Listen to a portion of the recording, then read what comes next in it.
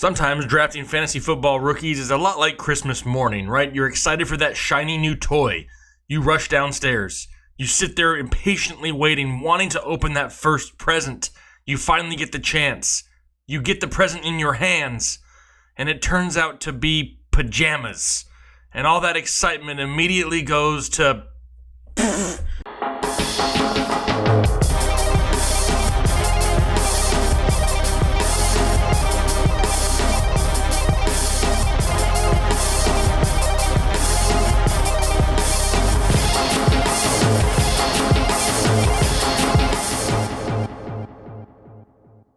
What's going on, Headliner Nation? Jake, Fantasy Headliners. Hopefully you guys are all doing well. Welcome back to the Draft.com studios. Today we're talking rookies, and we're doing it rapid fire style once again. Trying to get as many names in front of your face here as we possibly can this week to help you make your decisions a little bit easier for all these upcoming fantasy football drafts here in the next few weeks.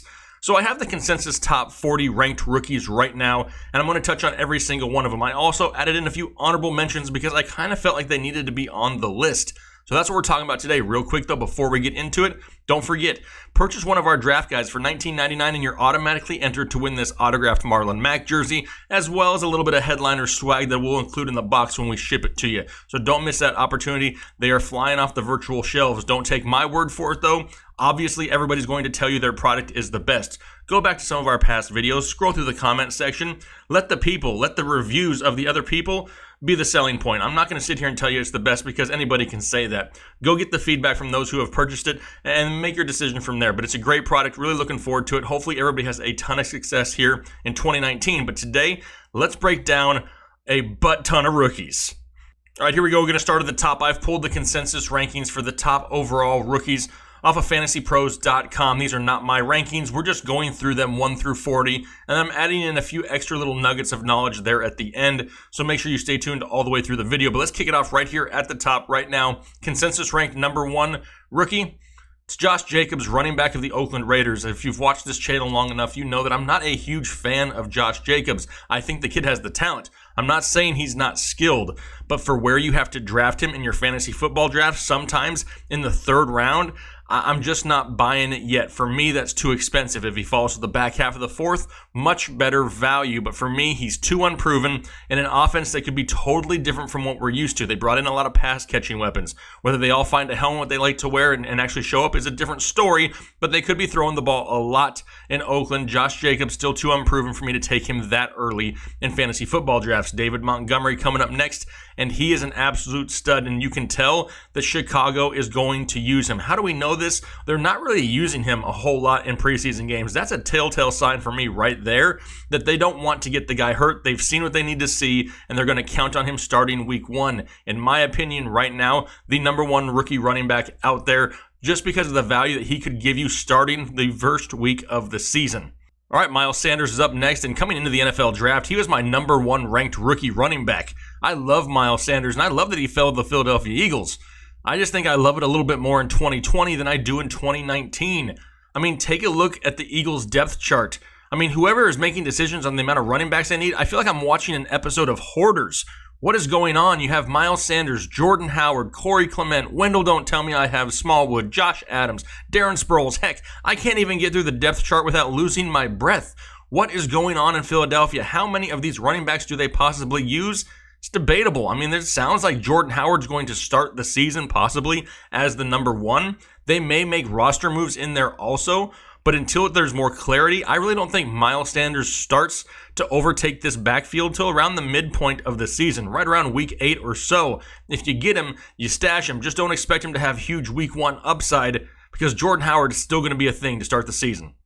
Nikhil Harry, New England Patriots, coming up next, and basically the reinstatement of Josh Gordon was like spreading Nair all over this situation because Nikhil Harry is going to be inconsistent now going forward unless Josh Gordon has some type of incident where he is no longer playing football. That's what's really going to boost the potential of a Nikhil Harry. But right now, he may have big plays throughout the season, but it's not going to be consistent enough for me in 2019 to really draft on him and count on him. Unless he falls to the back half of your drafts, I'm not even taking a flyer on him. It really just depends on the people in front of him. I mean, Julian Edelman, Josh Gordon, they're going to get first crack at it. Nikhil Harry, it's going to be great going forward. He's going to gain a lot of experience this year. but I just don't see that consistency from a week-to-week basis for him here in 2019. DK Metcalf, wide receiver, Seattle Seahawks are next, and yes, he's had minor knee surgery, and all signs are pointing to it really not being that big of a deal. There's a chance that he doesn't play week 1, but I'd rather him get this out of the way now than have to deal with it during the season. Anyway, DK Metcalf's going to be inconsistent from week to week. He's going to be big play, touchdown dependent. Not somebody you want to count on a weekly basis. More than likely, if you were to draft him, he'd be buried on your bench anyway. So this minor knee surgery really isn't going to hurt you much. Not much changes for DK Metcalf. A.J. Brown, Tennessee Titans.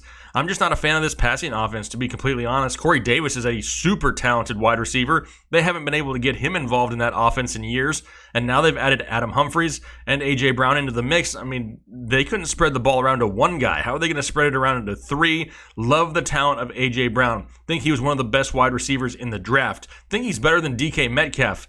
Just definitely don't like the landing spot for him.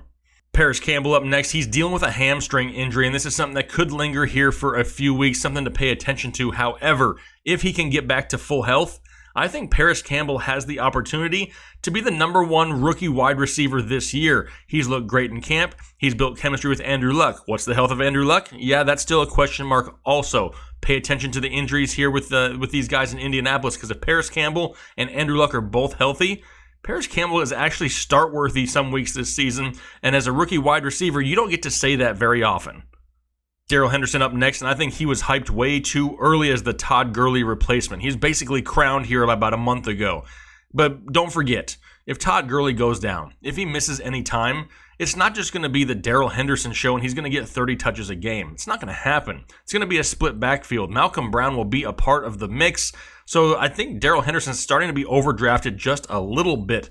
Malcolm Brown's going undrafted, which I'm not saying he needs to be drafted up there in the higher tiers or anything like that, but Daryl Henderson, I think people are reaching for him. So unless he falls possibly to about the double-digit rounds, I'm passing on Daryl Henderson. I think Todd Gurley plays the majority of the time this year, and Daryl Henderson just ends up sitting on your bench, wasting a spot. TJ Hawkinson, rookie tight end of the Detroit Lions, and we all know that rookie tight ends, they struggle from time to time. Now Hawkinson, coming out of the draft, maybe one of the best tight ends to come out of the draft in years, decades maybe. The guy is super talented. He's a great run blocker. They need the protection on Matthew Stafford. Do I expect a lot from TJ Hawkinson? I really don't. Not unless they lose some weapons. Last year, Marvin Jones went down. They traded Golden Tate. If they have some injuries to that pass-catching core in Detroit, then TJ Hawkinson has some value. But to start the season, I wouldn't want him to be my tight end 1 at all. If you have a deeper league, possibly on your bench as a stash, not a bad idea. Just not somebody that I would like to start. Kyler Murray, the first quarterback we're talking about, and a lot of people are freaking out. They see these first couple preseason games and they're like, oh, I told you, the guy's too short. Oh, I told you, he's just no good. Oh, I told you, the Cardinals' offense is horrible. Listen, it's preseason. It's vanilla. There's players playing out of position all over the place. Heck, there's some guys that are probably going to be bagging groceries in a few weeks, probably blocking for him. Relax a little bit. This offense that you see right now is going to be drastically different come week 1. I'm not blowing the preseason out of proportion. Kyler Murray, in my opinion, still has top 15 quarterback potential in fantasy football this year just due to his rushing upside alone. I'm not hopping off the bandwagon of Kyler Murray. Marquise Hollywood Brown of the Baltimore Ravens, and he's still not 100%, and he may not be 100% until a few weeks into the season. I mean, Harbaugh's already come out and said, hey, listen, this guy needs some time, and not only that, he's paired up in a Baltimore offense that's going to spend the majority of the time running the football. They're not going to be throwing it that much to really give him those huge, consistent numbers on a week-to-week basis. Personally, I'm not interested in Marquise Brown at all. I'm not hating on Lamar Jackson. I just don't think that huge passing offense is ever going to be there in Baltimore with Lamar Jackson under center. I just don't see it happening. Marquise Brown, wish he would have landed somewhere else. Young wide receiver Deebo Samuel of the San Francisco 49ers making a name for himself here in camp, and he's definitely pushing his way up this depth chart. There is a lot of young receiving talent in San Francisco. Deebo Samuel has a chance to be somebody who can produce on a weekly basis.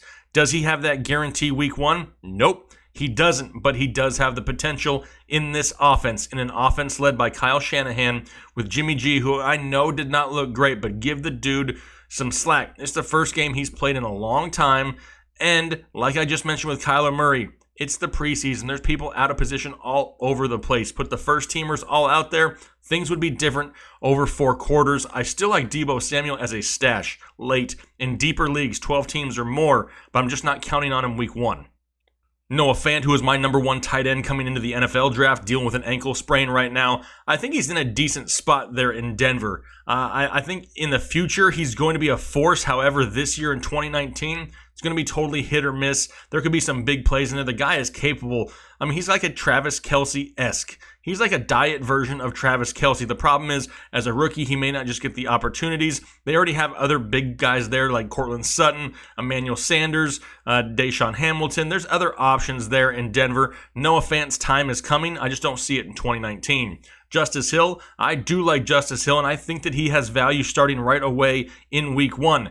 As a flex play in deeper leagues, though, the guy's going to get some opportunities, but he's not going to get the bulk of the work. This is going to be somebody who's going to go out there and maybe get you 10 to 12 touches a week. We know Baltimore is going to run a lot, but don't forget, Mark Ingram and Lamar Jackson are going to take the bulk of that. Justus Hill is super talented, and out of the backfield in a pass-catching role could really do some damage. I'm definitely trying to stash him late in my drafts.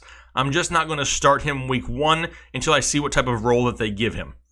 J.J. Arcega-Whiteside of the Philadelphia Eagles, love the talent. I called him a poor man's Mike Evans during draft time, and it really fits. The problem is he went to a place where there's a lot of other big targets already.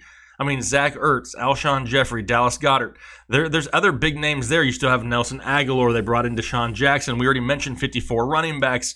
I think his time is coming. I think he may be the future big play, red zone type guy for this team. However, this year in 2019, I don't think he sees consistent enough targets to really benefit you on a weekly basis. However, keep your eye on him.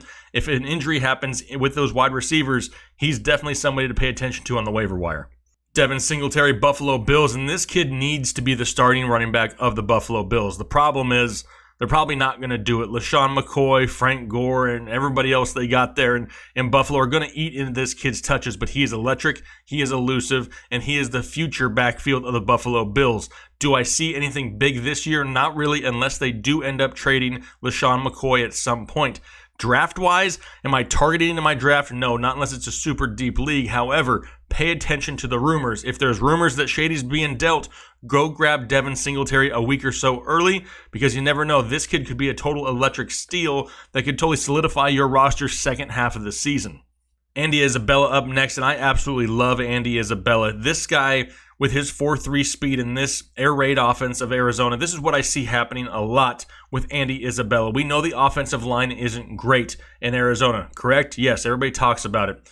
But what does that have to do with Andy Isabella? Well, if the pocket breaks down and Kyler is forced to escape the pocket and try to make something happen on the run or run himself, I'm going to take a speedy wide receiver like an Andy Isabella, given that opportunity to get open in a short amount of time, to change his route, to get open, get the ball in his hands in space, and he can make things happen with that speed. Kyler Murray to Andy Isabella could be a huge electric connection throughout this season.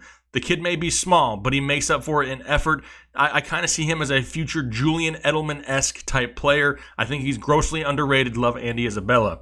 Damian Harris of the New England Patriots, looking great in camp. Not exactly, blazing speed out there during preseason games, but he's doing what a lot of people expected. Does he have a role in this offense? Well, that's really going to depend on the health of Sony Michel. If anything happens to Sony Michel, Damian Harris automatically shoots way up people's boards, like ridiculously way up boards. However, how healthy is Sony Michel? So far, so good. Does it last all year?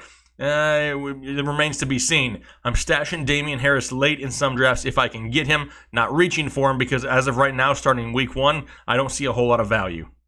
Wide receiver of the Chiefs, Myles Hardman up next, and he's really a Sammy injury away, but Sammy Watkins doesn't get injured. Yeah, he does. Sammy Watkins does get injured a lot, and if he does, Myles Hardman could be the main beneficiary of it. Now, he's another one of these guys that's going to be sporadic. He's going to go out there, he may have a huge play, and you may rush to the waiver wire to grab him, and then he may not even get a target next week. It's really going to depend on the depth chart, the names in front of him. There's a lot of weapons in Kansas City that they can utilize. In my opinion, and unless Sammy or somebody goes down, Myles Hardman is just going to be wasting a spot on your bench. He may be one of these guys that you just really need to pay attention to.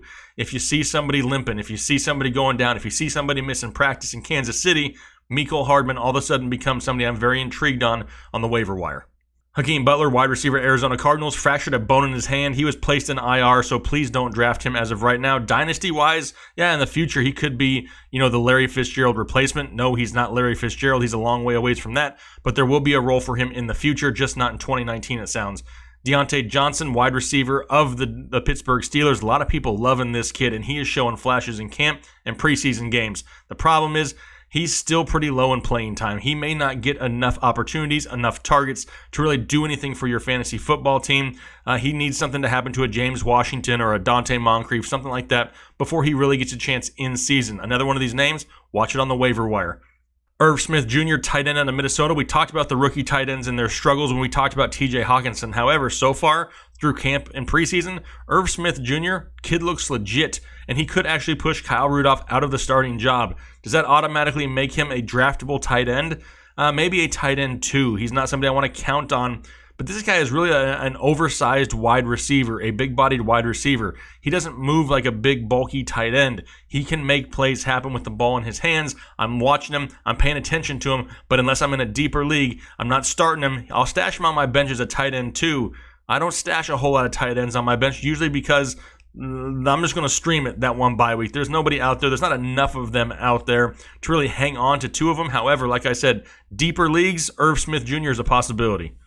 Myles Boykin, wide receiver, Baltimore Ravens. Another one of these kids that could be pushing for a starting role here to start the season. The problem is, I don't know, like I said when we were talking about Hollywood Brown, I don't know how interested I am in this passing offense. The talent is there. They have a lot of young talent there, but can Lamar Jackson really supply them enough balls to be, somebody that you want to start on a weekly basis? More than likely not. They're relying on the run. I'm passing on Myles Boykin.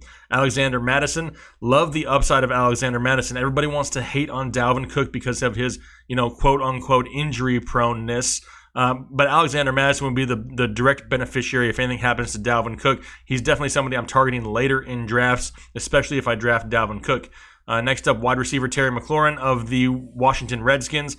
He already has the connection with Dwayne Haskins. They went to Ohio State together. Terry McLaurin, a 4.3 speed wide receiver that can go up and make big plays. They already have the chemistry. The problem is Case Keenum may be starting, so how that works out week one remains to be seen. Dwayne Haskins is up next on the list, but if he doesn't start, I do see him taking the job at some point. I don't think that Washington's going to go out there and set the world on fire and go 10-6 by any means. So if they struggle, I think we could see Dwayne Haskins a little bit early. If that's the case, the value of a Terry McLaurin goes up. Jay Sternberger, another rookie tight end for Green Bay. Green Bay's produced, one top 10 tight end in the last 20 years. Not overly excited about Jay Sternberger. There's other rookie tight ends like we've talked about with Hawkinson and Fant and Irv Smith Jr. that I would draft before him. Jalen Hurd, wide receiver, San Francisco 49ers. You need to grab Jalen Hurd. This kid is an absolute special talent, and now they've lost Trent Taylor. Dante Pettis, he's not doing anything to run away with the job. Jalen Hurd is like a hybrid running back, wide receiver, tight end. Whatever you want to call him, he can do it all. A very big-bodied kid that can make big plays. He's already showing the flashes in preseason with a 2-touchdown game. I love Jalen Hurd, and in the back half of almost every single one of my drafts, I'm taking Jalen Hurd. But there's another guy that if I'm taking Jalen Hurd, I'm also trying to take Darwin Thompson. I'm trying to make these two guys the last two picks of almost every fantasy football team I have, if possible. It's getting a little bit hard with Darwin Thompson because a lot of people are starting to recognize the talent. And by recognize it, it's because he's getting first-team reps already. Yes, Damian Williams owners, you should be worried. He should be dropping. Damian Williams should be starting to drop because Darwin Thompson, he's the real deal, folks. He's going to end up in this backfield at some point. The kid is electric. He's not a huge back, but he makes up for it in power. He kind of reminds me of like a Devontae Freeman type running back. Definitely somebody that I love. And if you can put anybody behind that offense in Kansas City, they're going to produce solid fantasy numbers. Darwin Thompson right now is definitely trending up everybody's board.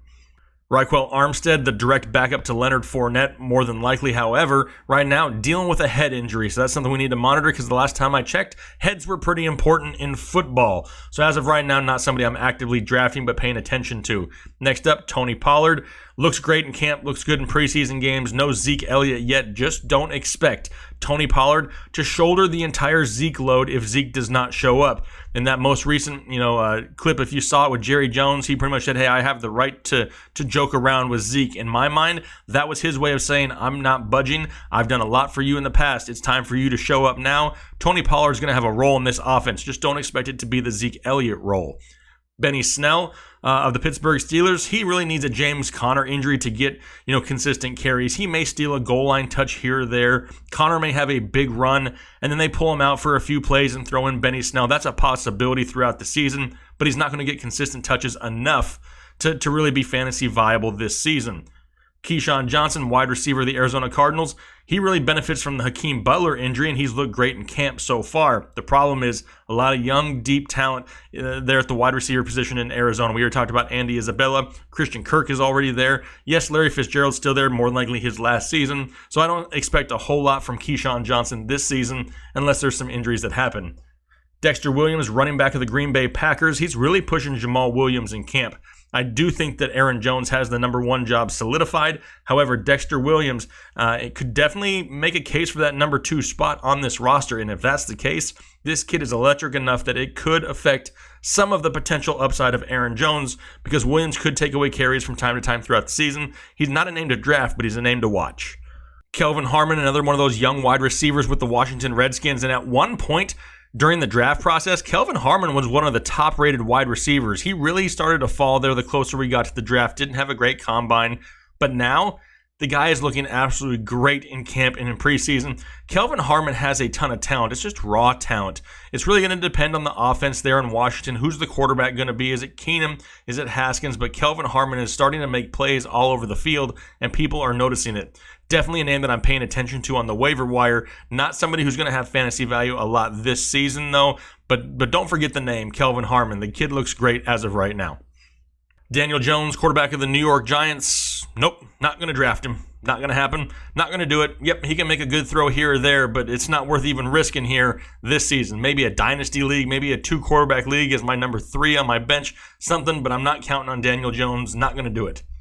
Bryce Love, running back of the Washington Redskins, he's not going to be 100% yet. He's still nursing back to health from his injuries in college. However, he is one of the future backs of this backfield. The future is going to be Darius Geis and Bryce Love. It's going to be an electric backfield. How electric is it in 2019? That's the question. I don't see a whole lot from Bryce Love here. Maybe at times they'll throw him in there towards the second half of the season, but nothing to really have any fantasy value with. Trayvon Williams really needs a Joe Mixon injury to be viable in Cincinnati. He was one of my top-rated running backs coming out of the draft, so the kid has the talent. He would have the opportunity, but with Joe Mixon in front of him, he's not going to sniff very many touches. In my opinion, definitely just another one of those names to watch. However, if Joe Mixon goes down, almost guarantee that Trayvon Williams may be the number 1 waiver wire claim that week. Drew Lock, he's dealing with a sprained thumb there. He's not going to be starting anyway for the Denver Broncos, so it doesn't really matter unless you're in a dynasty league stashing him. That's about the only time that you're going to be taking him. Other than that, he has no fantasy value whatsoever. Rodney Anderson, same thing. He's still recovering from a torn ACL and a broken leg last year in college. He's on the PUP list. Don't expect a whole lot from him either. And that's going to round out the top 40. But I got 3 other names that didn't make it into here that we need to talk about really quick. First one, Hunter Renfrow. I expect a lot of PPR volume for Hunter Renfrow. He's going to be involved in the offense with Oakland. It's going to happen. The kid has talent, and they drafted him for a reason. They want to use him. They want to throw the ball. He may turn into their safety valve. And if nothing else, if Derek Carr feels pressure, Hunter Renfrow could get a lot of check down passes. I like Hunter Renfrow a lot. Jacoby Myers, another undrafted free agent guy out of camp for the New England Patriots that's making a name. Yes, it hurts with Josh Gordon coming back because then that kind of moves Nikhil Harry down, which then moves Jacoby Myers down. However, right now, Jacoby Myers is actually pushing Nikhil Harry for that number 3 wide receiver role. That's another name to pay attention to, along with Darius Slayton, wide receiver for the New York Giants. The kid's going to get an opportunity the first 4 weeks of the season with no Golden Tate there. We know Sterling Shepard may be back, but how much is he going to be affected by the broken finger? There's some questions there in the offense of the New York Giants. Darius Slayton could get an opportunity early, and if he does something with it, it will carry value all throughout the season. Just another name to pay attention to. He may be something that you want to watch week 1 on the waiver wire, because if he explodes, you're going to want to grab him quick because he may have a role all season long. All right, so those are the top 40 rookies plus 3. I had to make sure I threw them in there at the end. But hey, really enjoy these rapid fire shows, trying to get you guys in a position to really make great decisions during your fantasy football drafts, because I know a lot of you guys have them coming up here shortly. I'm going to be doing another video with this with quarterbacks and tight ends. If you haven't checked out the running back or wide receiver video, I did this exact same thing, except I went even deeper. I think I went to like 50 or 60 in those videos. So make sure you go check those out also. We greatly appreciate the support. One of the most interactive channels on YouTube. So if you leave a comment, more than likely you're going to get a response from me or somebody here on the team. We get a lot of comments and we do our best to get back to every single one of them because they're all important to us. Hey, if I gave you any useful information, make sure you hit that like button. They're greatly appreciated. Love it here on YouTube. And I'm looking forward to talking to you guys. Draft season's right around the corner and I'm getting excited. We'll talk to you guys later. Thanks. Have a good one.